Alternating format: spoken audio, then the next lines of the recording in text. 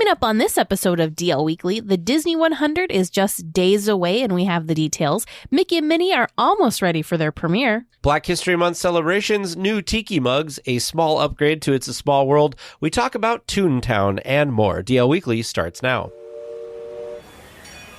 This is your captain speaking to you from the wheelhouse. I'd like to welcome all of you aboard the DL Weekly podcast. For safe passage on our trip, please do not sit or climb on the outside railings, and be sure to watch your children. The water can be unpredictable in these parts, and we'd sure hate to lose any of you. Hello and welcome to this episode of DL Weekly for the week of January 25th, 2023. I'm Teresa Urban. And I'm Teg Bushman. Thank you to Christopher P., Sarah W., Jason W., and Elijah B. for becoming official weekly tiers on our Patreon, and also to Olivia S., who increased their support. Our supporters get some pretty fun perks like DL Weekly swag, bonus content, and access to our Discord community. A special reminder that we do have a Patreon survey, so if you are a supporter at any level, there is a survey link on Patreon for you to fill out to kind of give us some feedback about the show and some perks and some various other things. We'll also be sending a message out with that link again a little bit later this week. If you'd like to have some more Disney magic in your day, head on over to dlweekly.net/support to join the community. Well, if you enjoy listening to the show, please consider rating and reviewing the show on your podcast app. It helps other Disney fans become weekly tiers and part of the community. Well, it's that time again for our friend Eric over at Concierge to catch us up on other Disney news. Hello, everyone. This is Eric Johnson with Concierge, and welcome to the D180. While Teg and Teresa cover all things Disneyland, in the D180, we take a spin around the rest of the Disney universe, and we do it in 180 seconds. Let's jump right in. We start our journey in Walt Disney World, where it's high time you started planning a trip to a galaxy far, far away. Also, plan a trip to Central Florida at the same time. That's right, Disney is finally offering some discounts on the Star Wars Galactic Star Cruiser starting this February and running through September. The main caveat is you have to have a Disney Resort hotel stay before or after your trip abroad. We recommend staying at a Disney hotel before or after your trip anyway. Disney is great about getting your luggage where it needs to go with minimal effort from you. And why not? You're spending 2 nights at one of the most immersive and exciting destinations in Walt Disney World. Here's the deal. Your galactic cruise encompasses 2 glorious nights of interplanetary fun. When you spend 2 more nights at a Disney resort, save up to $700 on your room. Get 2 more nights to explore the rest of Walt Disney World at a pretty nice discount. There are plenty of specific nights when this trip doesn't apply, so check the fine print before you book your trip. If you need some extra incentive to visit the earthly Disney parks, how about a return of some favorite guest interactions? Ariel, the Little Mermaid herself, returns to her grotto in the Magic Kingdom on January 22nd. Belle's fun story location, Enchanted Tales with Belle, opens up on February 19th. Both of these experiences allow you to meet these princesses on their home turf, and both will be offered on the Genie Plus service, giving you a little extra value out of that purchase. Let's hop across the pond to Disneyland Paris, where their 30th anniversary celebration continues. To further celebrate this occasion and highlight the new Avengers campus at the resort, the parks roll out a new nighttime spectacular on January 28th. Until May 8th, 2023, you can see this new show featuring all of your favorite Marvel characters. The new show marks the first appearance of Shang-Chi in Paris, with Captain America, Captain Marvel, Scarlet Witch, and many other Marvel heroes. You can expect a massive new spectacular with all of the best effects. Newly reorchestrated Marvel themes, projection effects, fireworks, you name it. Disneyland Paris also doubles down on its groundbreaking drone effects with new skybound animations that illustrate the icons of Marvel heroes using up to 500 drones. This is a huge deal, folks. Disneyland Paris is making big strides with their nighttime spectaculars, and you might want to think about heading over to see for yourself. Another Disney anniversary is coming up soon, and we're getting a little more detail. Join in as the Disney Cruise Line turns 25 this summer. All 5 of the cruise line's ships will host special celebrations from May through September during their silver anniversary at sea. Expect new fireworks shows on most of the sailings to the Bahamas, Caribbean, and Mediterranean destinations. Join the ship's captain for a toast with special appearances of Mickey and Minnie in costumes for the occasion. And for those who have sailed with the cruise line multiple times, expect a special commemorative gift sent to your stateroom. And that's 180 seconds. I hope you enjoyed our quick spin around the rest of the Disney universe. If you would like to learn more about these Disney adventures or just have a few questions, please come on over. Visit the social media and websites of both DL Weekly and us, their official travel planners' concierges. We look forward to planning something special for you and yours. I'm Eric Johnson, and this has been your D180. Well, thank you, Eric, for that update. Now let's get to the news.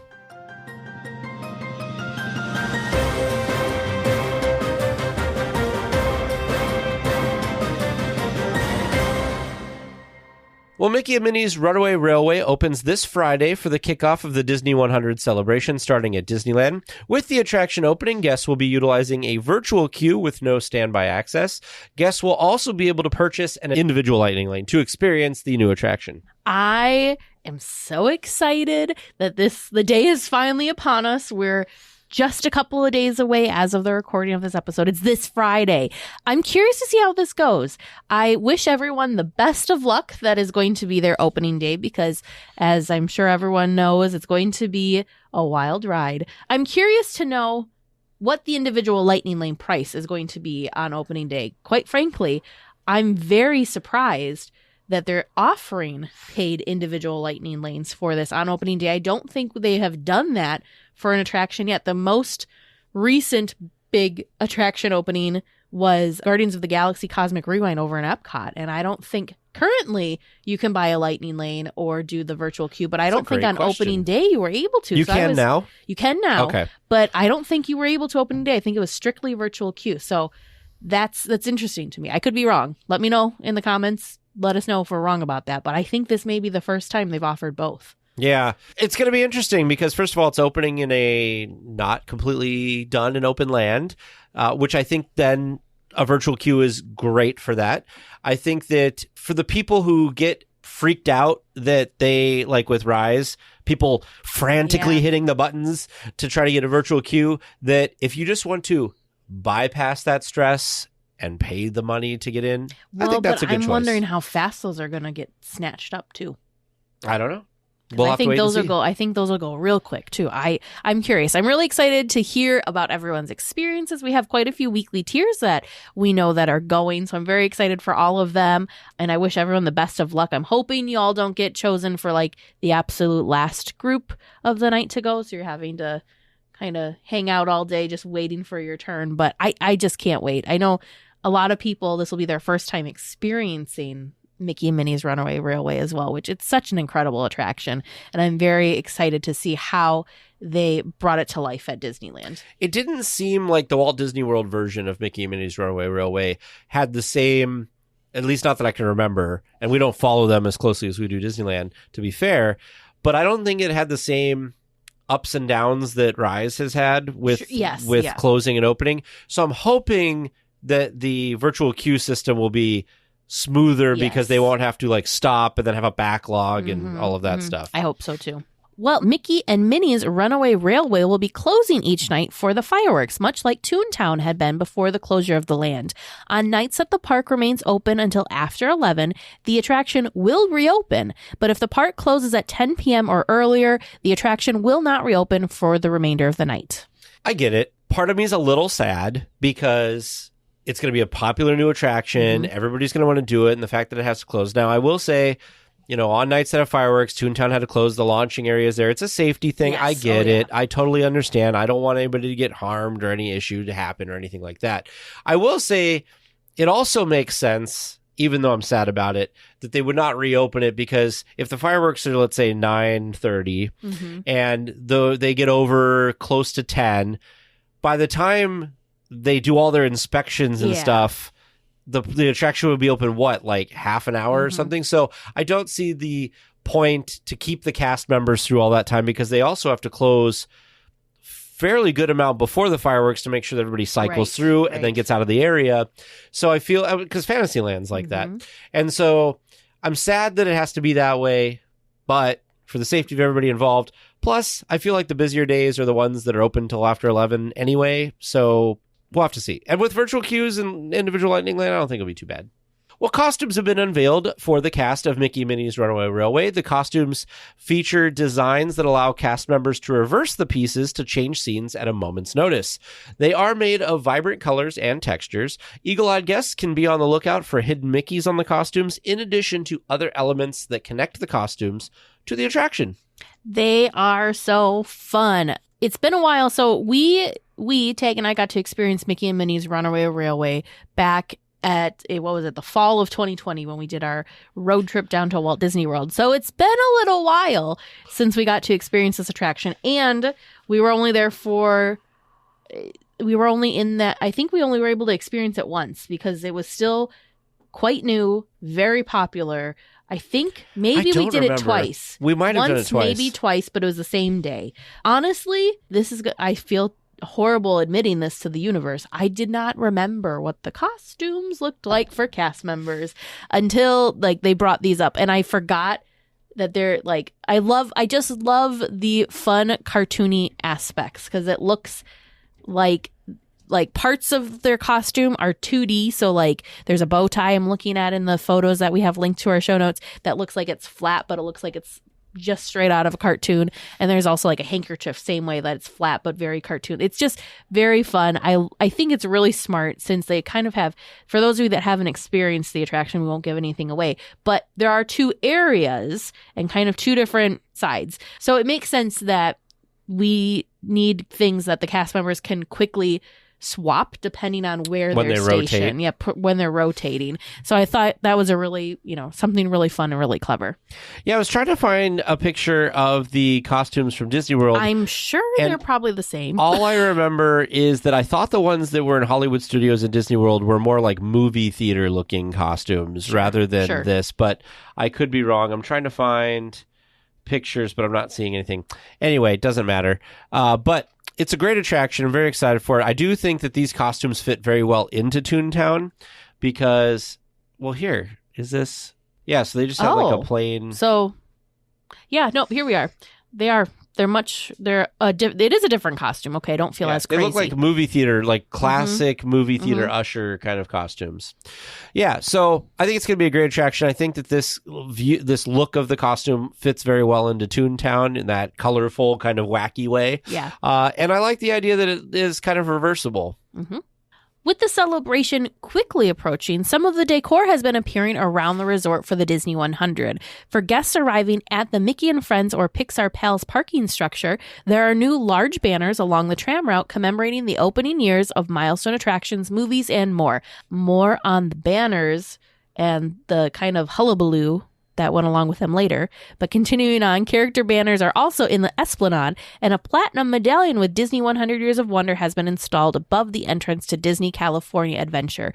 Buena Vista Street has blue and platinum bunting and medallions on the lamppost. Over on the Disneyland side of things, Disney 100 crests have been installed above the entrance with Flora, Fauna, and Merriweather already in place, along with a Disney 100 crest above the castle gates. The star, the wishing star, has been installed on the top of one of the turrets as well. As recently as today, new flags, banners, and sashes have appeared on Sleeping Beauty Castle. I feel like everything's almost ready and almost in place. There's still a few more things, but a lot of it's there. Oh, Disney.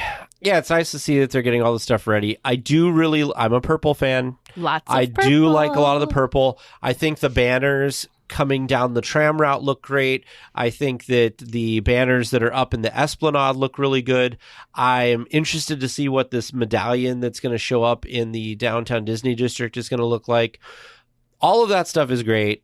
The actual medallions themselves that are above the entrances to the parks and going down, I assume eventually Main Street, but also Buena Vista Street, are kind of difficult to read, at least in pictures. I haven't seen anything in person, but people who have been there in person say that it's a little difficult to read. Of course, I like all the bunting and everything that they do. However, I am a little sad because for me, the concept art for the castle looked very iridescent, like there's some colors that changed. And I think Teresa even said this to me when we talked about this the other day together, was that Flora, Fauna, and Merriweather looked more like the colors that they are. And in the pictures that we're seeing from Disneyland, they're kind of just washed out. I don't know. It looks faded, like it's been there a while. And the banners leading up to the castle that somebody posted on Instagram today, because they had shown up, are not the same as what the concept art looks like, and I like the concept art better. The one thing I'm wondering, because you're right, it does, the coloring is different from the concept art to what was installed. The one question I have, and I could be completely wrong, do you think they're gonna, how do I want to say this? Like color it? Not color it, but do you think it's a lighting thing? Are they gonna somehow like light them up? Because the concept art, Flora, Fauna, and Merryweather weren't like solid pink, blue, and green. They were kind of, it was almost, they were heavier saturation of the color on one side and it kind of faded. So I don't know. That's my only thing, is I wonder if it's to reflect off colored lights. But that's not going to show up during the day. I could be this is me maybe being way too hopeful. But if the concept art is what this ended up looking like, I would be happy with it. But I just feel like I don't know. There needs to be more done with it. I have a love-hate relationship with concept art, and this is like case in point. They showed me this, and that's just what it is, right? It's just concept art. But I feel like when they put it out to the public, that's got to be the final take, or the final, what the final product's going to look like. Yeah. So for us, it's just a little maybe a little confusing as to why it looks different. So maybe we will find out.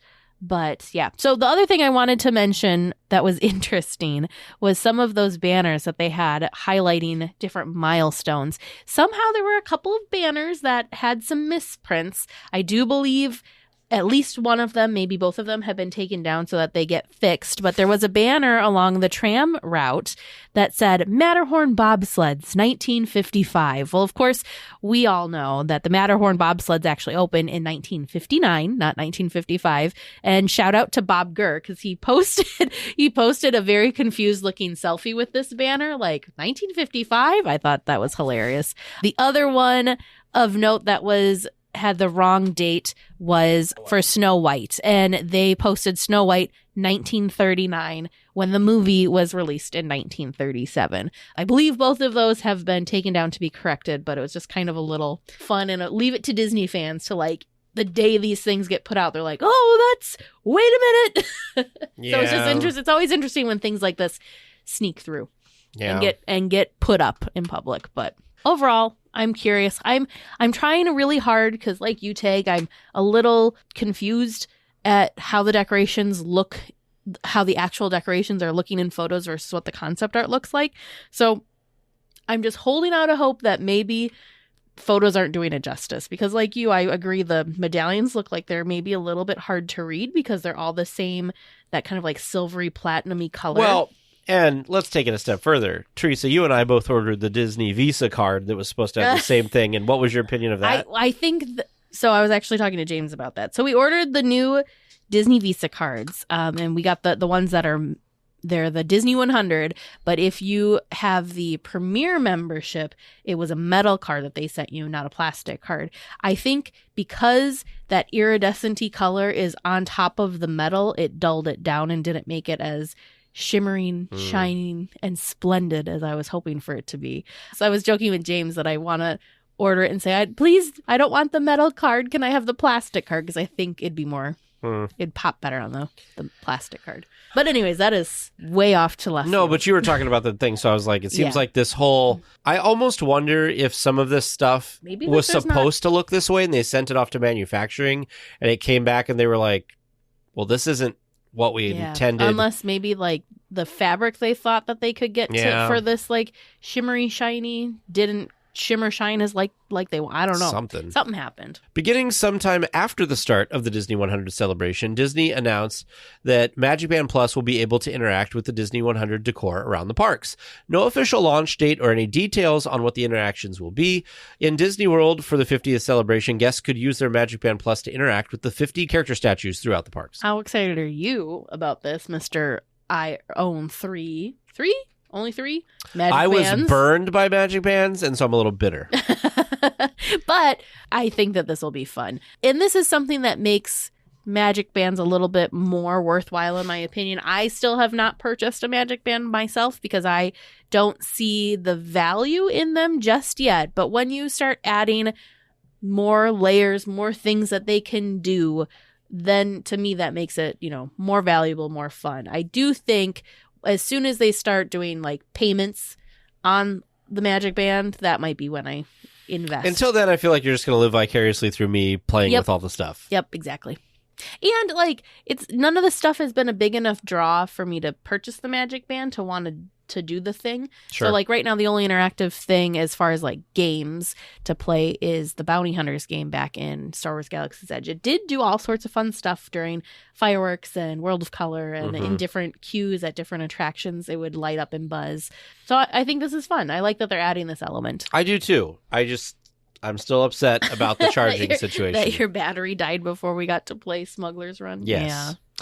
Yeah. Well, the Disney Gallery inside of the Opera House on Main Street is currently closed as it transforms to present Disney 100 Years of Wonder. The exhibit will feature artwork created by original Disney animators for some of the early films, alongside artwork created by Imagineers to bring those stories to life. An animator's desk and multi-plane camera will also be on display. I'm so excited about this. It's cool. I feel like the exhibit that used to be there for the Haunted Mansion had been there for quite a while. And so it was time for it to be switched over, because I think a draw for this Opera House and for Great Moments with Mr. Lincoln and all that stuff is new exhibits in this gallery space. Yes. And because of COVID and other things, I just don't think they had something good. And so now they are putting this new thing in there, which I think will be great. I like the idea that they're blending the original Disney animator artwork with Imagineers sketches and stuff that show how it went from like animated, from movie to in the park. Yes. Yeah. I'm excited about that too. I think that's a really unique perspective and not something that we necessarily have seen before. So I'm excited. You know us, Disney history. We're there. And the fact that this is included in your park ticket. There is a traveling exhibit that the Walt Disney Archives is doing to celebrate the Disney 100 celebration. I don't believe it comes anywhere close to where Tag and I are. So I love that we can experience kind of a taste of that same thing next time we visit the parks. Yeah, I think it'll be really great. Weekly tiers who can't make it to the parks for the kickoff of the Disney 100 this week can tune in virtually this Friday. Disney will stream a kickoff at 2 p.m. Disneyland time this Friday, January 27th. The event will include special performances, behind-the-scenes looks at the new entertainment, fun Disney trivia, and more. I love when they do this because we're far away. I think this is such a fun way to bring the magic and bring the excitement and the joy of the kickoff of something to those of us that aren't able to attend. Because obviously every single Disney fan that wants to be there on the 27th, it's not physically possible to fit everyone inside of Disneyland. So I think this is fun that they're kind of bringing some of the magic out to us as well. I feel like, and this is something that happened during the shutdown. I don't remember, correct me if I'm wrong, but I don't remember them doing this many live special things from inside the park until the shutdown kind of changed things a little bit. And this is one of the things that I'm glad that they're continuing and that they're still doing, because I think it's really, really fun and it's a really great way to build the excitement. Totally. Yeah, I am curious because this is during the day and I feel like a lot of the cool stuff they're going to have is like nighttime stuff, like because we're going to have Magic Happens come back, which whatever, but we're going to have World of Color 1, we're going to have Wondrous. So I just feel like, man, they could show off a lot of this cool stuff, but I guess you're not going to show a whole thing. I mean, they've been testing these things when the parks were closed, so they may have footage from the testing. That's true. Not from the actual, live shows. Yeah. Black History Month is returning at the Disneyland Resort in February. Celebrate Gospel is returning to the Fantasyland Theater on February 18th and 25th from 2:30 p.m. to 7 p.m. The Troubadour Tavern will offer a honey-glazed fried chicken bowl and red velvet bundt cake. Downtown Disney will offer family crafts, live musics, and special offerings. Yeah, so they've kind of been doing this celebration off and on like throughout the year almost, it feels like. But they really kind of amp it up for Black History Month. Just to be clear, because when I was writing this, I almost said the wrong thing, and I want to make sure our listeners totally understand this, that the Celebrate Gospel is on February 18th and 25th, not 18th through the 25th, because I almost wrote 18th through the 25th. You said it correctly, but I want to emphasize so two nights, 2 days. The 18th or the 25th from 2:30 to 7. 2:30 to 7 p.m. Yeah, because on I both of first those read days. it and I thought that it makes was sense. through that time period, but no, it is just those 2 days. And those 2 days, there is a whole bunch of people that are coming to perform. Mm-hmm.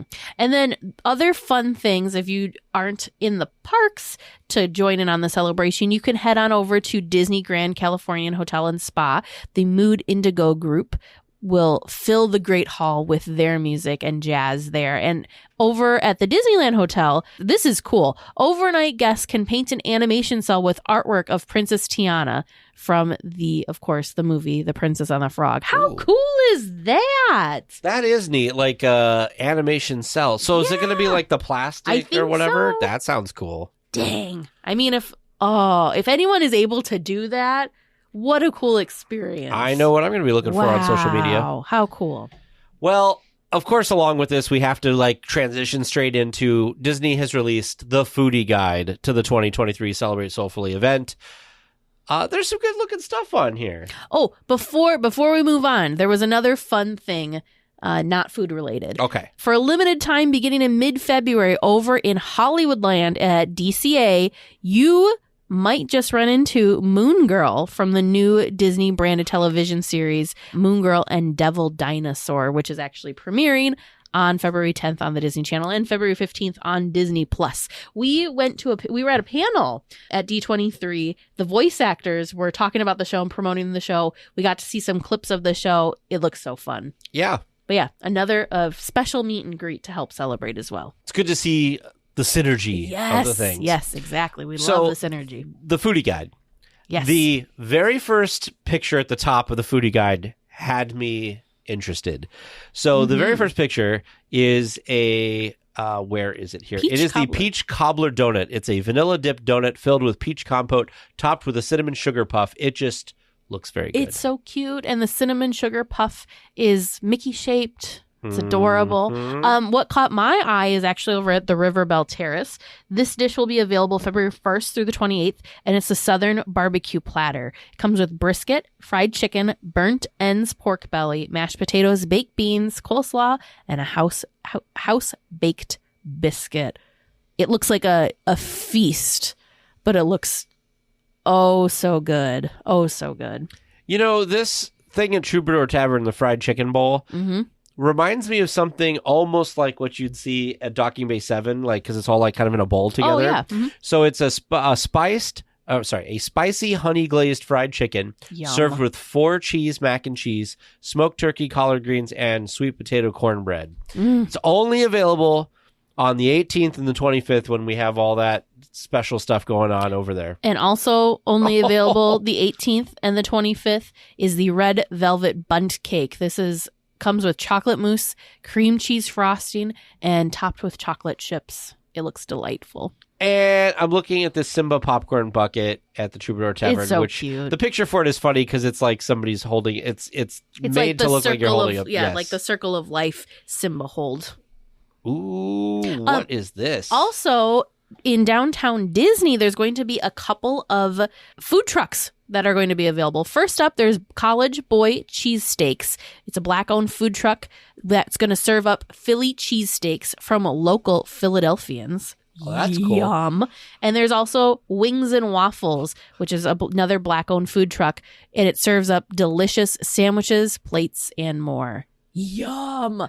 How delicious. What is this for that? Like I'm trying to figure out what this is. No, that is... It might be. Because it's Wings and Waffles. Yeah, so that's that a looks waffle. Really good. Okay. We just ate before this, and it's making me hungry. So both of the food trucks, College Boy Cheesesteaks and Wings and Waffles, will be in downtown Disney February 9th through March 5th.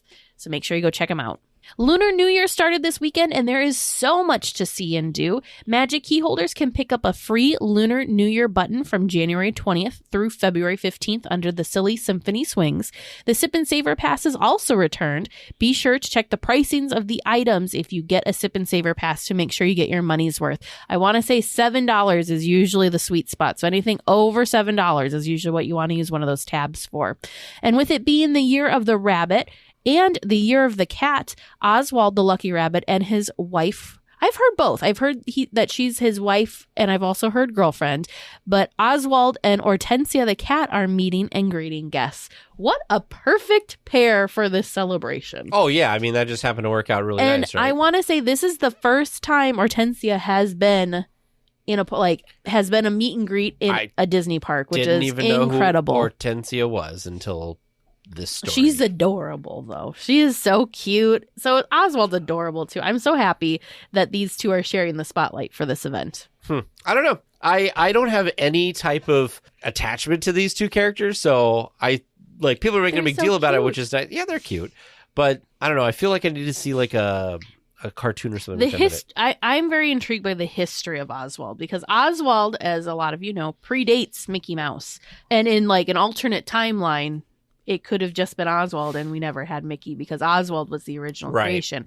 However, Walt created him when he was working for a different studio. Right. So when he left, Walt left, but he wasn't able to bring Oswald with him. And so it was years and years and years and years later. It was, I can't remember when it was, sometime in like the early 2000s, I want to say, Disney was able to purchase the rights to Oswald back and kind of reclaim that piece of history. So that's what I think is so cool about Oswald is But what about Hortensia or whatever? Well, the same path with her. Well, It's a Small World reopened this week, and with it came some new exterior lighting. The exterior now has green and pink lighting in addition to the blue and white from before. The new lighting package enhances the small show that happens on the quarter hour, and I did not know about this. Apparently, this has returned, according to some online sources, that the lights also change when the train passes by, that the accent lighting in the back kind of flows across as the train passes. Are you saying I've never paid attention close enough to notice that. Yeah, Mice Chat has a link to a video that shows it now that they've added this, but I did not know that this was a thing. That's cool. And I feel like I need to wait now and see, like, when the train comes by, I need to see this. We'll have to look. I did take a video. I don't know if they do it for the holiday lights, but I did take a video while we were going through the Small World facade. Well, they said that this came back like it was missing for a while. Okay. So I'm going to put a link in our Discord chat, so if people are interested. The link for the Mice Chat article with the link for the video is also in the show notes, of course. Yeah, so very cool. It's kind of neat because see, look, there's like a pink, and see the blue's normal, but like as it starts to go, see there's like purple shows up. Oh, and then in a minute, like see this turns more red. It's like the lighting's doing the wave as the train goes by. Yeah. That's so cool. Yeah, and see now then like it just kind of follows it in a way. I mean, the train's going a little bit faster than the lighting's going, but see then like the green and the yellow kind of follows it too. So it kind of has this rainbow kind of effect.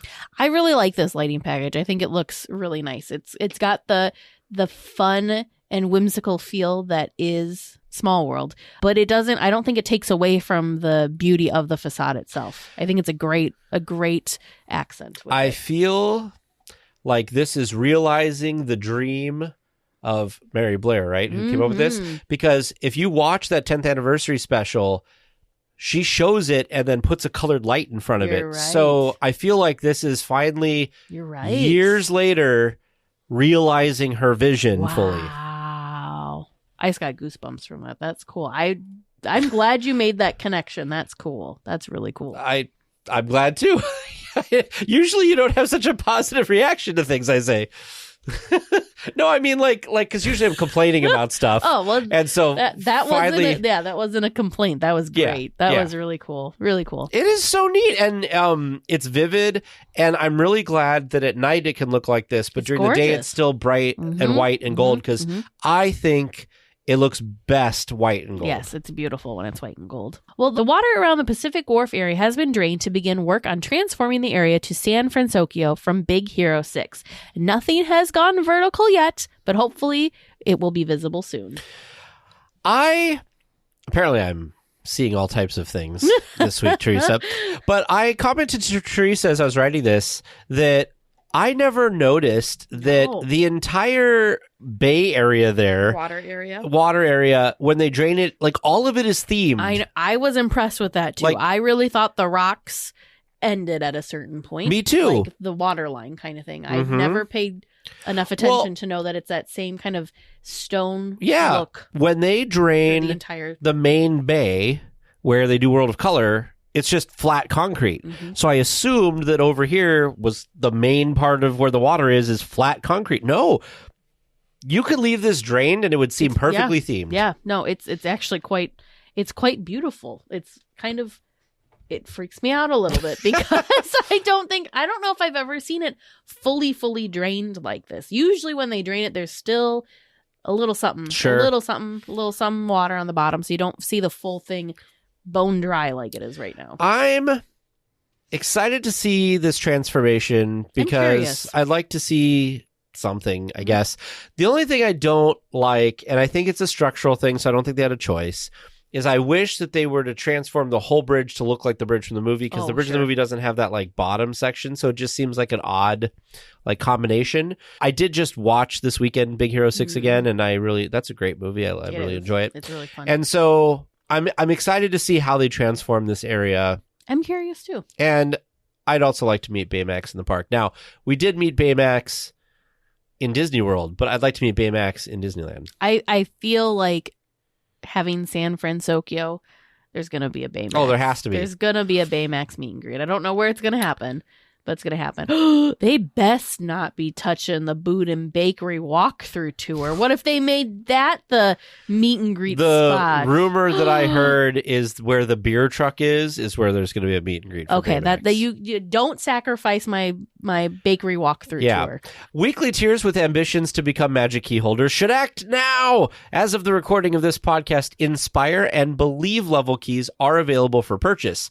They went on sale on January 17th, so who knows when they will go back to being unavailable. I want to say that's the craziest thing about this news story is the fact that Magic Key sales have been happening for like a week now? That's crazy because the last time they went on sale, it was like 24, maybe 48 hours. I don't even know if it was 2 days. It was quick. You had to if you didn't jump on it, you were out of luck. So This is really amazing that they've been on sale for a week now. So if you've been on the fence, now's a good time to look into it because again, it is just the two levels that are available. Like Teg mentioned, it's the Believe and the Inspire keys. So those are the two top tier levels, but they're available.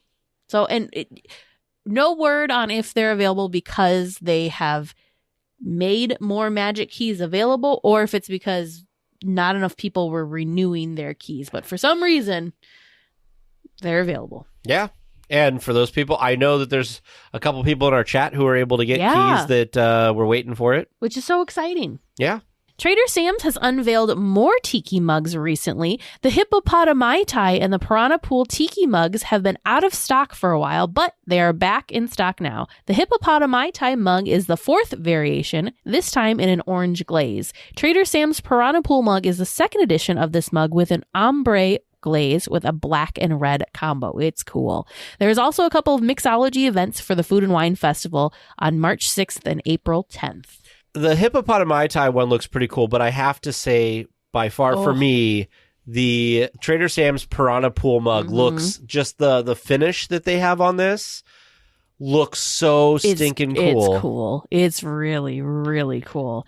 We've only been to Trader Sam's once? I've been there once. We've only been inside of Trader Sam's once. Seeing these fun tiki mugs and their fun tiki drinks makes me want to go back. Now, I know that I can get these drinks from the outdoor bar, but there's just something so much more magical about being inside of Trader Sam's. I want to try and make sure we get reservations or can walk up and get in. I just want to go. Next time we're there, I want to go. I want to go so bad now. Well, we have to make sure that we think ahead and get a reservation. I can't remember if they're still doing reservations or if it's walk up, but it is a hard spot to get into. I do know that, but it's, oh my gosh, it's so fun. And I think I'm going to try a hippopotami just because it's fun. So much fun to say. Well, there you go. Pilots, we've detected some producer questions near Jakku. Report to your DLWeekly vessels and make the jump to hyperspace. The 7-7 Squadron will provide support during your trivia mission. Good luck, and may the Force be with you. Welcome to Trivia Land. How are we feeling tonight? You got some great answers all bottled up in your brain and ready to burst forth onto the microphones? We shall see. I mean, I have lots of answers. I don't know if they're the answers to the questions you're going to ask. Well, excellent. But I have answers. Let's see if we can pair your answers to my questions. Well, That the listeners' sounds questions. lovely. Because tonight we are all listener submitted all night long. So let's go with our first listener submitted question from listener Kavehi S. What is the first song in Great Moments with Mr. Lincoln? Oh, boy. What's the what? First song in Great Moments with Mr. There's Lincoln. a song? There's lots of songs. Is that the... Wait. Is it the Two Brothers? Two Brothers? That's what it's called. I'm like, I can think of it. The current first song. Two Brothers is still in there. I don't know what the current song is. Gosh, it's probably something in the background. The current first song. It's, you know what it could be? It could be Battle Hymn of the Republic. I'll go with Battle Hymn of the Republic. I feel like I'm sticking with Two Brothers. Okay. I think it's a good choice, but considering the fact that Vern said that, it makes me weary. You think it's the Battle Hymn? Yeah, Battle Hymn of the Republic. All right. Your second question, submitted by listener Brooke A. What served as the original inspiration for the Main Street Electrical Parade? Oh, the water pageant in Walt Disney World. Yeah, the electric water pageant. Yeah, I think it's electric water pageant. And it still runs to this day. Mm-hmm. Is that your final answer? Yes. Yeah. All right. Your third regular round question, submitted by listener Donna S. When opening Disneyland, there wasn't enough money for extra plants. So who did Walt Disney ask to tag the weeds with name tags? Dang it. And what language was used on the tags? Latin. I don't remember. It was the guy that was in charge of the horticulture, and I feel terrible that I don't remember this man's name because he also did a lot of work for like the Jungle Cruise and. It's not Harper Goff? Nope, not Harper Goff. They had like this guy, all he did was like the plants. He was like the horticulture guy. Dang it. Because he also was the one that went around and like he would like get trees from people and like dig them up out of their yards and put them in the parks because they were on such a like shoestring budget. He got very creative. Well, they took a lot of trees too from building the I-5 freeway. Yep. I can like see like images of him from the Imagineering story. I can like what does he look see him. For some reason, all I can think about is Harper Goff. It's not Harper Goff. No, it's not Harper Well, Goff. I'm going to say Harper Goff because that's the only name that I can say, Yeah, and it's it's better not. than saying nothing. Ooh, I think this guy, he may even be a Disney legend, so I feel even worse. Well, it's not like you have all the Disney legends committed to memory. I think she might. No, I don't. It was very eye-opening going to the courtyard where all of the different handprints are, because there are so many more legends than you would than you think there are. It's amazing. I can't remember what his name is. I'm gonna kick myself when you say it too. Do you have a guess? Something I can write down? Because it's something that's on the tip of my tongue, so nothing else you know what I mean? Okay. All right, we'll just write that down as you got nothing. I got nothing. All right. And your fourth and final regular round question from listener Todd B. The queue for Mission Breakout is loaded with Easter eggs from both Marvel and Disney. There's Figment, a bellhop hat from Tower of Terror, and even Harold from the Matterhorn, among many others.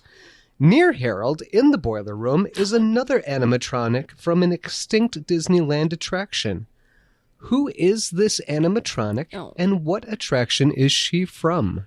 Isn't it? I don't know who it is, but I think it's from the submarine. That's what I was going to say. It comes from the submarine voyage. I don't know what the name is, though. And I think it's like an octopus or something, isn't it? I honestly didn't realize it was I'm going to be honest. I didn't realize it was an animatronic. I thought it was just a stationary prop from. But what was the species? Yeah, it looks like an octopus. It looks like an octopus. Yeah, I think it's from the sea, not the sea serpent, but an octopus. That apparently has a name that we don't know. Yeah, I don't know either. So you're saying it's an octopus from the submarine? Submarine voyage, yep. Submarine voyage. Yep. All right, final answer? I think so. Alrighty. And your bonus question tonight, submitted by Prince Damien. What is the only Disney movie that you enter the castle during the intro? Oh, goodness. I can see this in my mind. It's not like... Do you mean like the beginning of the actual movie? Yeah, like the castle or like scene. when they have the Disney castle and then it like goes through the tunnel. That's what I'm thinking. You're talking like the castle that shows up that says Disney, and then you go through it. Yes. Yeah. I want to say something like Jungle Cruise or Pirates or something, because it's definitely water. not. It's not a classic. I know that because we like Right. a lot of them have like the storybook intros. I'm gonna say Jungle Cruise. I'll go with Pirates since you went with Jungle Cruise. Pirates of the Caribbean. All right. Jungle Cruise and Pirates. Final answers. Yes. Final answers. Okay. Well, listeners, how do you think they did? How did you do listening at home?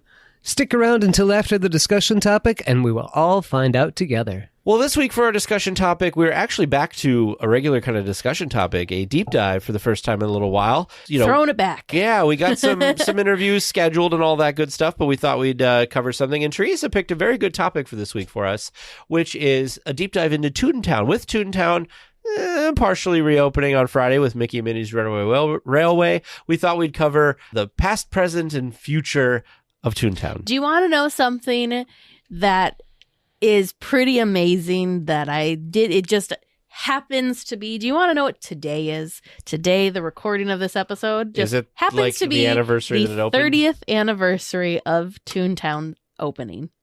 Oh, Isn't that crazy? So I think it's so cool that in the same week, Toontown is getting this big, they're opening this big new attraction the same week as the 30th anniversary of the land itself. I thought that was, I'm sure maybe they planned it. Maybe they did, but I just think it's so cool. well, as Teresa said, Mickey's Toontown opened in January 1993 in Disneyland. I vaguely remember around this time period because this is when, as a small child, I was interested in looking up Disney stuff, and the internet wasn't really a thing. But it was a thing, but I just didn't have it. But I remember reading stuff, and you know where I'd get all my Disney news? I would stop on the way home from school in the travel agency and pull up the little brochures and look at stuff and learn about stuff that was coming. So I vaguely remember this. With its colorful and cartoon-style buildings, which of course is, like the land that Toons built, it said the area was inspired by Who Framed Roger Rabbit, which is, anybody who's seen the movie, when they go into Toontown, that's where all the Toons live. Mm-hmm. So it's very much like that. And it's really hard to see anywhere in Toontown that has like a straight line anywhere. Everything's wacky. It's so fun. And it's such a cool interactive space, albeit, and we'll get into it later. Time was not necessarily Toontown's friend. So I'm really excited that they're giving that area some love and kind of revamping and redoing stuff, because there's just so many there were so many hidden little gags and like fun little like photo ops and just a really cool fun area to explore. I'm not sure what happened, and we'll maybe get into this, but I felt like they opened it and then just kind of let it go. Yeah, I'm not sure either. But one really cool thing is Toontown has this really fun backstory that actually the Toontown actually came before Disneyland in the Toontown backstory.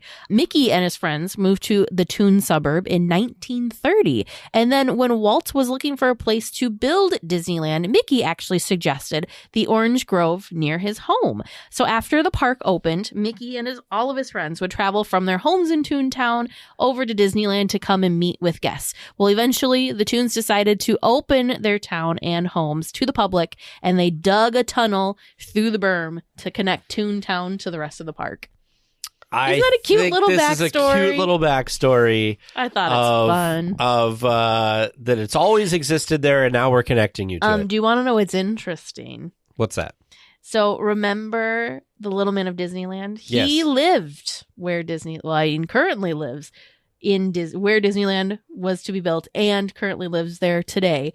Who was it that went to the little man of Disneyland and asked if it'd be okay if the park was built there. I feel like these stories are either intentionally connected or not intentionally connected, but they're connected, and I think that's so fun. Mm-hmm. Well, I mean, it's good to get the backstory and hear about that stuff. I guess I thought I had heard this backstory before about that it had always been there, but I didn't know that they had like predated dug the tunnel and it had been there before and all of that stuff. It's fun. It's so fun. A dedication parade and ceremony took place to celebrate the opening of the land on January 25th, the day that this podcast goes out, but 30 years ago. For a celebrity parade was part of a media event. The first car in the parade had Michael Eisner in it. The car took him up the walkway of the land, and before going through the special archway into Toontown, he stopped and signed the official Toontown guest book. Many other stars also took part in the parade, and fun, including Robin Williams, Whoopi Goldberg, Danny DeVito, Dan Aykroyd, and George Lucas. The event ended with Mickey and Minnie walking hand in hand through the decorated archway. I do want to say that in the research for this, there was a photo of George Lucas and Steven Spielberg standing together, and they looked so uninterested in being there. Just just had such a blank look on their face. But they were, because we know George Lucas is a huge and was then and is a huge Disney fan. So I'm sure he was excited on the inside, Tag. Okay.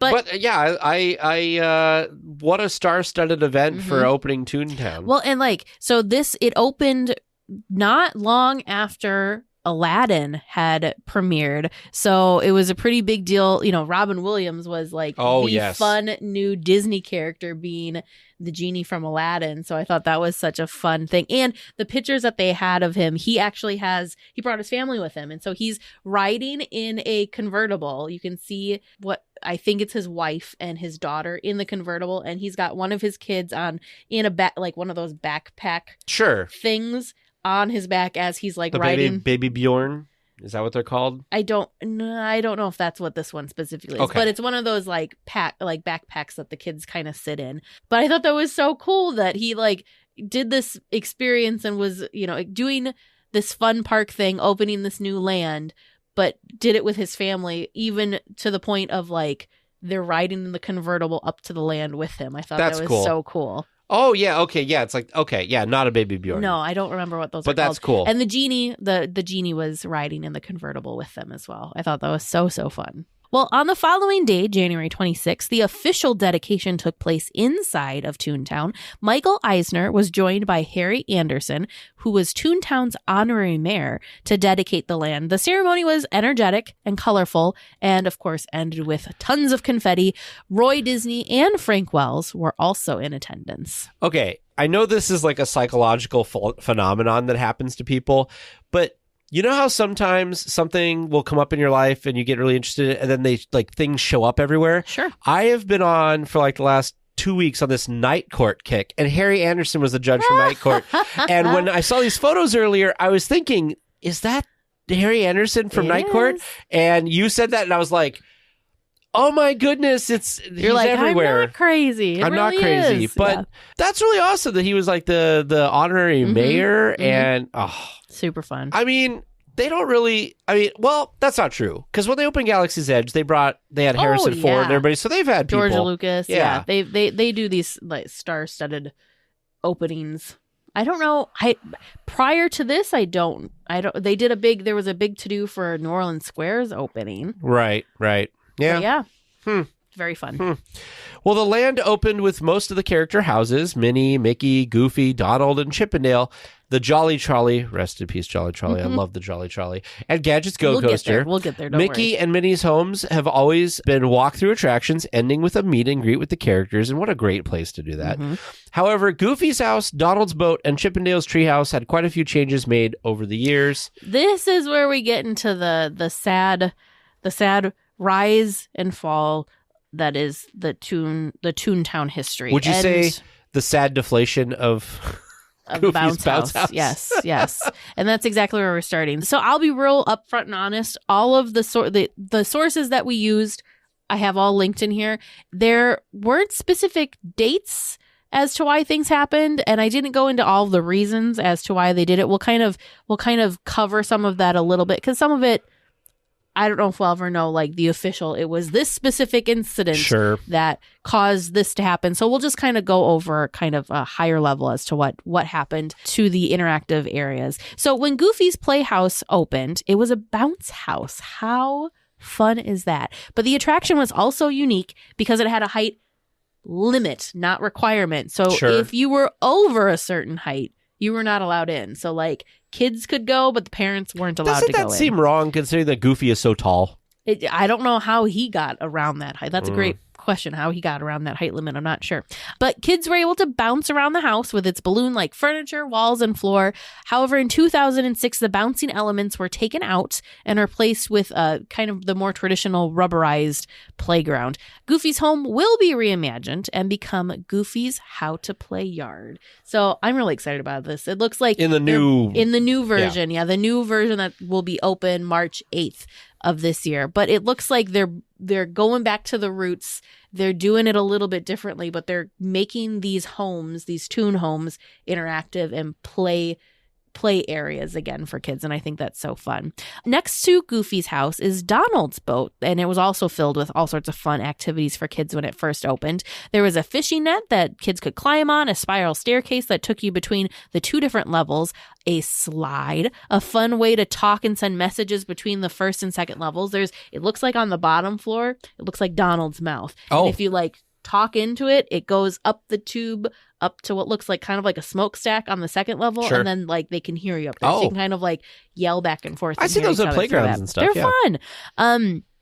But over time, most of the interactive elements were removed or closed off. So including pretty much everything. I think the tube that you could talk to the two levels, it was still open when we were there last, but like the slide was removed. They actually used the net to kind of rope off part of the area. So they had these and they still did, these really cute props. So it looked like Donald's like clothes hanging on the clothesline and his shoes and that kind of stuff. They kind of used that net to rope that section of it off. And it kind of just became a meet and greet with Donald. But it was still cute and just a little walkthrough. But the area is going to be reimagined as Donald Duck's Pond and will feature a splash pad. How cute. I mean, that seems fitting. Very fitting. A lot of this I'm sad about. I feel, so from what I remember, in the late 90s, early 2000s, Disney, I don't know what happened. Something happened.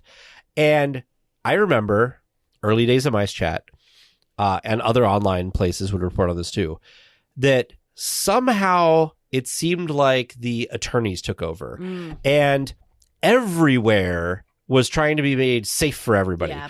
So literally, listen to this. They finally removed this, but you know the drinking fountain in Fantasyland that's right by the castle? It's got 3 tiny little steps up to it. Yeah.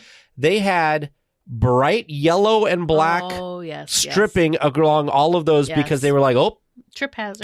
Don't trip. And they had that type of stuff everywhere.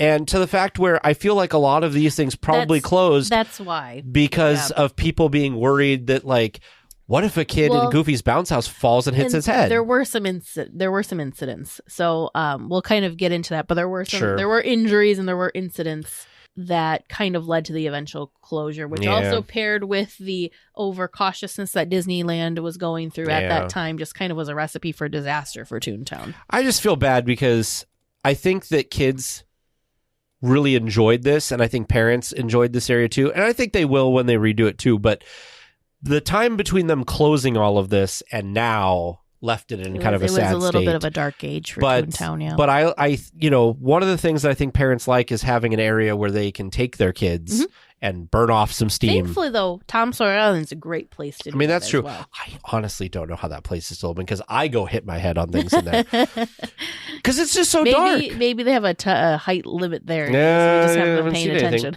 Maybe. Well, Chip and Dale's Treehouse at Acorn Crawl was another fun place for kids. And this is the one that I remember the most of why they took it out. The Acorn Crawl was a themed ball pit that was later closed due to hygiene issues. I remember reading somewhere. I figured that was a very nice way to explain why. I had read somewhere that from people that worked this attraction that just think of it this way. This was themed for smaller children that were perhaps still wearing things like diapers. Yep. So They said that they were swapping out the balls all the time. Yeah, so you can connect the dots on the hygiene issues that could arise there. Well, the treehouse had a rope and ladder course along with a 20-foot-long slide. The slide was closed after some guest incidents. Chippendale's treehouse was removed during the current reimagining of Toontown, so no more Chippendale's treehouse. Yeah, so this one, there was some broken limbs with the slide, so that's why that is what led to its eventual closure. Gadget's Go Coaster is a fun yet short ride. The attraction time is the shortest at Disneyland, coming in at just 44 seconds. Now, does that include the chain lift? It has to include the chain lift. I believe so. Because that thing, you blink and you miss it. Gadget's Squirrel-Made coaster was constructed by the inventor with salvaged items like soup cans, thread spools, combs, and, of course, acorns. The mini coaster will be renamed to Chippendale's Gadget Coaster when the land reopens in March. Yeah, so from what I could see, it does sound like Gadget is still going to be part of the coaster.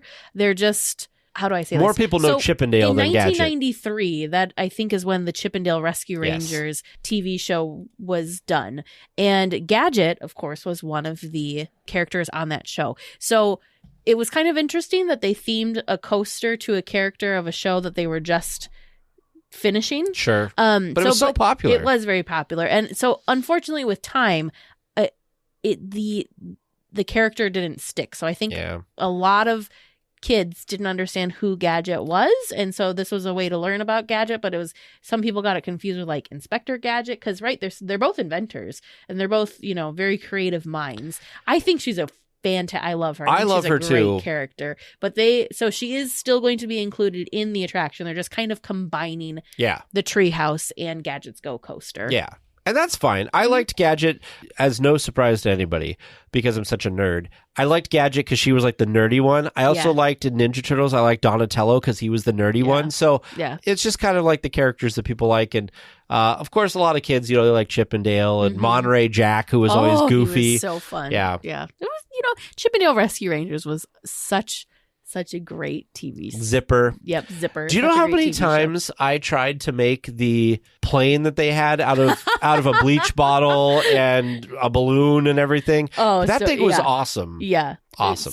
So fun, so creative. Well, the Jolly Trolley was a cartoon spin-off of the version of the Pacific Electric Railway from Who Framed Roger Rabbit. The station area was located at the center of the route and was one of the first things that guests would see when they would walk by when entering Toontown. The route had just 2 stops, one at the Roger Rabbit Fountain and the other by the Mickey Fountain. The Jolly Trolley closed in December of 2003 due to both safety concerns and its low capacity. A trolley vehicle, though, was often parked at the station as a fun photo op. Didn't it later, I feel like the last year or so that it was there was like a DVC thing was right around it? So inside of this, inside of where the station, what the station was, became a DVC info kiosk. Yes. This thing was so cool. So imagine, you never rode it, right? No, I didn't. So do you know how when you get on Winnie the Pooh and the thing starts rocking? Yeah. It did that as it went around the track. I think that's so fun. And I don't remember, and I feel like nowadays it'd be even weirder. I don't know where people queued for this. I don't know how people... Station. Yeah, but... Oh, you mean at the stops? People could hop off and hop on. There wasn't a gate. So I get the safety thing, but... I don't even remember the logistics of how this attraction operated, but I remember liking it because of what we always talk about, which is it added kinetic energy to the land. Yes. The one thing, you bring up a good point because people could have just been literally hopping on and off of it. I just think it's so funny because Toontown is not huge. No. The fact that it had a station plus 2 stops for this little trolley, I think is hilarious. But again, like Tag said, it was a great source of kinetic energy. Plus, it was really adorable. Well, last but not least came Roger Rabbit's Cartoon Spin. It actually opened a year after the land did and opened on January 6, 1994. This dark ride was rooted in 2 different Roger Rabbit theme park dark rides that were developed for a Roger Rabbit's Hollywood area over in Florida at MGM Studios. Did you know that? That was something interesting I learned in this deep dive. But the unbuilt land included plans for 2 options of dark rides, but those ideas were combined and used to help create Cartoon Spin. So earlier plans for the attraction had actually multiple levels and supposedly included a brief outdoor section. That would have been cool. Due to cost, this was later scrapped, and rumor has it you can still see the exterior balcony for the outdoor track. What? I tried my darndest. I think I can spot what it is, but I do not have official confirmation on it. So take that with a grain of salt. I do feel like we did talk to a former Imagineer that worked on this. He did set design for it, though, so I don't know. I'm very tempted to reach out to him. Where were you and thinking? Confirm this. If go to Google Maps. To the right. So it's to the right of the entrance is where I think it may have been. I'm excited. I did not know this at so all. kind of like the part of the facade that would have been in front of the fountain, I guess would be a good way of saying it. Oh, sure. That's my assumption. So did you street view or satellite view this to try to figure it out? I'm wondering if that is something there. I don't know anything for certain, but it's suspect. Suspect. I could see it. It's suspect. I'm just looking. Yeah, maybe. Huh. I don't know for sure. Like I said, take it with a grain of salt, but that would be pretty cool if it was true. This was taken when the Jolly Trolley was still parked out there. At least the Jolly Trolley was parked. I had to pull up a video, and there's a video on YouTube that somebody posted of the trolley riding bouncing down the street. They had taken some good. Look at this. See the little thing would Mm-hmm. bop around. It had a little wind up thing on the top. Toontown was just so fun. Oh. There's just so many good, like, you go over to the exit by Roger Rabbit's Cartoon Spin. You've got all those little interactive boxes, and like if you open different things, sounds would happen, or like things would go off, or what. It was just really fun. Really fun. I enjoy all there's still a lot of there were before it closed, a lot of those gags kind of there. You'd like open the mailbox and it would say things, or you'd pull on different things. I'll tell you one thing that Toontown definitely has, which is a lot of photo ops, like a lot of things that you could take pictures of. I remember a lot of our trips, we have pictures of, there was the jail, so you take a picture like in the jail and everything. A lot of fun stuff. One of my favorite places in Toontown was the food, and I loved Pluto's Doghouse. It was a great place to get a hot dog, and it was next to Daisy's Diner and Clarabelle's Frozen Yogurt. They were kind of like staggered on this one section next to the city hall there, and it was almost like a little food court. Yes, and they had plenty of seating there. I found that it was always easy to find a seat to sit down and eat. It was wonderful. But it's being replaced with Cafe Daisy and Good Boy Grocer's Market. So we'll have to see what that kind of stuff looks like. They used to have more hot dogs around the resort in general, and I feel like they're lacking in the hot dogs. They're lacking in the hot dog area. And then finally, the last thing that we're going to discuss is the former shops that used to reside in Toontown. This is interesting. I could only find information on former shops. I could not find any. I don't know if we I feel like there's got to be a shop somewhere. Well, they took out the biggest with the Gag Factory. Yeah, they took. I know they had to take the shops out to make way for Mickey and Minnie's Runaway Railway. But I feel like it'd be really strange to have that whole land not have a merchandise shop. Yeah, that would be weird. So for now, we're just going to talk about the merchandise of the past. There is the Five and Dime, which actually, when you entered Toontown, the Five and Dime was just behind where the station for the Jolly Trolley was, to the left of where the fire station was, next to City Hall, and just off of the dining area that Teg was just talking about. So that was the Five and Dime. I don't have any memories of the Five and Dime. However, the Gag Factory, huge fan of the Gag Factory. It was so cool in there. I loved, they had all of these moving parts and pieces along the ceiling that had all of these different like toon props that were constantly moving. It was just really cool. A lot of stuff to look at, but both of these shops are no longer there because they needed to be gone to make way for Mickey and Minnie's Runaway Railway. I feel like with Mickey and Minnie's Runaway Railway, at least you've got to exit through there has to be an exit through the gift shop. There'll be a gift shop. There has to be. Yeah, there has to be. So both of the Toon-themed gift shops for now are not present. But yeah, the Gag, I mean, I was honestly I was sad when I found out that the Gag Factory had to go to make way for Mickey and Minnie's Runaway Railway. That's how much I enjoyed the Gag Factory. I thought it was really well themed and just really Oh, fun. definitely. Just really, really Well, fun. and they had a pretty good like selection of stuff back there too, if I remember right. I don't know. I didn't was even big. think about It the was a big shops. shop. They did show some photos. Some people took some photos. What is this, today? I think this was today. This was today. Yeah, today. They took the construction walls down for Toontown, and you can kind of, from a distance, you can kind of see inside. And when And you're this runaway when looks you're great. on the train, you can see a lot more down in there too, I bet. Oh.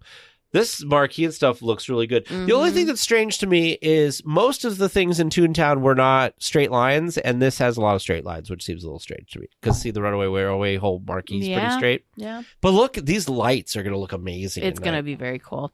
So that is Toontown, past, present, and future. Like you, we're very, very excited to see the reimagining of this. How do I want to say it nicely? I feel like this land had been forgotten for quite a while.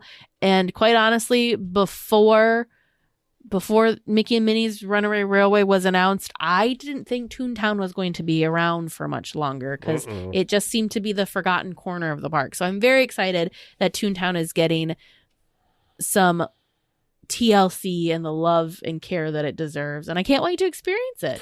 Yeah, I feel like it kind of suffered because, again, we talked about this earlier. It closes for fireworks. It's Mhm. kind of geared towards smaller kids in general. Well, and it used to open late, remember? Like That's there true. was a separate opening ceremony for Toontown. That's true. Because it didn't open with the park. A lot of people complained that because it's supposed to be vibrant and Yeah. toony, that the California sun would bake it, Mhm. And it would fade. and it would fade and not look as great. I don't know. I'm hoping that they do. I'm hoping these updates make it really great. I'm interested to see some changes. Like, I still want to know what's going on in front of Roger Rabbit's Cartoon Spin because they took a fountain out, but like, what's going to be there? Is it just going to be a tree now? I don't know. Shade, lack of shade's another one, which I think they're also addressing Yes, with I think this. so too. I'm excited. I'm optimistic. I know that we've talked previously before we knew that this was happening. We had talked about that they should just put a Villain's Land I back think here. that or would have been something. a really great, like, just because they would have been out, quote unquote, outside of the park because they were on the other side of the berm. I mean, that's true. It would have worked well thematically, but alas, we're just getting a refreshed Toontown, which is great because it needed some love. And Fingers crossed that it is successful. yes, I hope so. I am looking forward to going back to the foods. I can honestly say I never had eaten anything in Toontown, like, ever. Well, they'd been closed the last And forever. nothing there. I mean, nothing there really was exciting to me. Yeah. So I'm excited to see what the new foods will be, what the new dining locations will be. Will it be the same type of menus with just new like location names, or are they going to get some reimagined and fun foods back there as well? Yeah, I figure the market will be kind of like what we have in DCA, where it's kind of like a fruit like stand the or fruit something. stands and But the pickles and all that cafe stuff. intrigues It could me. be cool. It could be really cool. Daisy, don't let us down. I got to go back and look at the little model that we saw at D23 and see if I can see anything different. Because I didn't pay any attention to that. All I was paying attention to was the Runaway Railway and then like the houses. The houses. Yeah, me too. Looks like we're coming in for a landing, gang. But please stay listening until trivia comes to a stop. And then yous can walk to the nearest exit. Thanks for listening to the 8th wonder of the world, DLWeekly.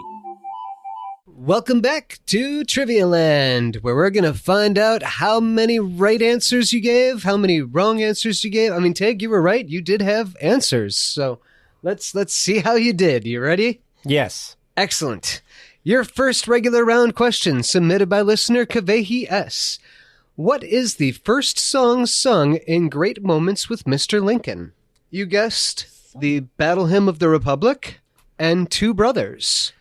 The correct answer we were looking for was America the Beautiful. We overthought that one. Can I also say that America the Beautiful should be our national anthem? It is a gorgeous song. Because it talks about how beautiful our country is and not war. It is a beautiful song. Right? Because that's the one that's purple mountains, Gosh, now that you're majesties. saying that, I can like hear it in my head and see like the curtains and everything move because there's multiple curtains, right? I can hear it in my head. I can see the main curtain rise. Gosh darn it! It Good happens. question, Kavehi. Your second regular round question from listener Brooke A.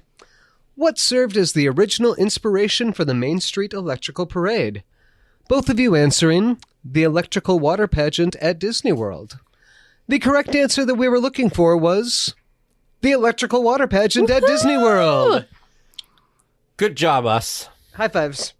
Your third regular round question, submitted by listener Donna S. When opening Disneyland, there wasn't enough money for extra plants. So Walt asked this person to tag weeds with name tags. Here you go, Teresa. And what language did he use for the name tags? I got so stuck on the person. Both of you knew that those tags were in Latin. Tag thought that it might be Harper Goff. But Teresa, you had nothing. And I'm wondering if the name on the tip of your tongue may have been Bill Evans. Yes. Yes. I'm sorry, Bill. I'm sorry, Bill Evans, that I forgot your name. He was like, if you haven't got a chance to watch the Imaginarium story, that's a good kind of taste to see some of like the creativity that he and his team went through. But yeah, the things that he had to do is just really cool. You know, they did cool things like they needed stuff that looked fancy for the Jungle Cruise, so they just turned trees upside down and the roots were up. They did all sorts of very creative things. And your fourth and final regular round question from listener Todd B. The queue for Mission Breakout is loaded with Easter eggs from both Marvel and Disney. There is Figment, a bellhop hat from Tower of Terror, and even Harold from the Matterhorn, among many others. Near Harold in the boiler room is another animatronic from an extinct Disneyland attraction. Who is this animatronic, and what attraction is she from? You said that it was an octopus from Submarine Voyage. The correct answer that we were looking for. Dolores the Octopus was featured in Country Bear Jamboree and was the girlfriend of Terrace, who played the guitar in the attraction. I'm wow shocked that we got that half right. Right? That makes two attractions that there are pieces of Country Bear Jamboree in. I'm gonna have to get my I know where it is. I'm gonna have to get my binoculars out and ready next time we ride Guardians. Well, you're gonna have to watch. You can't like she's kind of in the shadows. So I feel like you'd need like binoculars to like get a better look at her. And then you need to know Dolores what she looks like. the Octopus. Yeah, because they were out in the wilderness and they had an octopus for some reason. Yeah, I was gonna say wonder how that happened. And your bonus question tonight, submitted by Prince Damien. What is the only Disney movie that you enter the castle during the intro? Oh, yes. Tag said Jungle Cruise, and Teresa said Pirates of the Caribbean. The correct answer that I was looking for was Enchanted. Oh, okay. I feel less bad not knowing that one because I don't know. I think I've seen Enchanted maybe once. And you know what? It makes sense because you're going into the cartoon world in the beginning. When did Disney start doing this castle I don't for know. intros? It's gorgeous. Because Enchanted was 2007. It's, with the landscape and all that. Well, listeners, how do you think they did? How did you do listening at home? Do you have some awesome questions that are going to help us really stump them next week? If you think you've got that perfect question, feel free to send that to us at trivia@dlweekly.net. Well, we will be back next week with more Disneyland news and information. Until then, go out and enjoy the parks. Please remain seated until the podcast comes to a complete stop and the doors have opened. Then collect your belongings, watch your head, and step carefully from the episode. On behalf of all of our crew, thanks for traveling with us. And we hope you have a happy and memorable visit here at DL Weekly.